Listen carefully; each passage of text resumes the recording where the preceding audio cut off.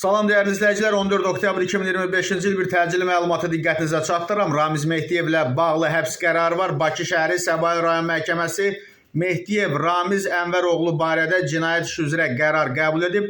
Qafqazinfonun əldə etdiyi özəl məlumata görə qərara əsasən məhkəmə xüsusilə ağır cinayət əməllərinə görə cinayət məsuliyyətinə cəlb edilmiş Ramiz Mehdiyev barədə verilmiş vəsatəti təmin edərək 4 ay müddətinə ev dustaqlığı qəti imkan tədbiri seçib. Qeyd edək ki, Ramiz Mehdiyev 1995-2019-cu illərdə prezident administrasiyasının rəhbəri olub. 2019-22-ci illər arasında isə Azərbaycan Milli Elmlər Akademiyasının prezidenti vəzifəsini icra edib və dəyərli izləyicilər, bu arada Ramiz Mehdiyev ilə bağlı cinayət işinin maddələri məlum olub. Ramiz Mehdiyev Cinayət Məcəlləsinin 278.1 dövlət hakimiyyətini ələ keçirməyə yönələn əməllər, 274 dövlətə xəyanət və cinayət yolu ilə əldə edilmiş əmlakı legallaşdırma maddələri ilə ittiham olunur. Qeyd edək ki, qərara əsasən məhkəmə xüsusilə ağır cinayət əməllərinə görə cinayət məsuliyyətinə cəlb edilmiş Ramiz Mehdiyev barədə verilmiş vəsatəti təmin edərək